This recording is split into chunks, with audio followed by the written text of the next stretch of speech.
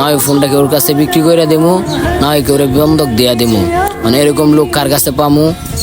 আচ্ছা বুঝি বিষয়টা, আচ্ছা যাই এনতে ওইটা। বন্ধু তোমার কাম হইছে? হ্যাঁ বন্ধু কাম হইছে।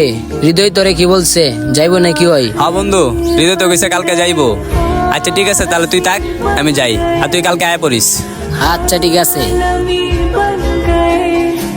আরে বন্ধু কি অবস্থা তোমার? এই তো বন্ধু ভালো, তোমার কি অবস্থা?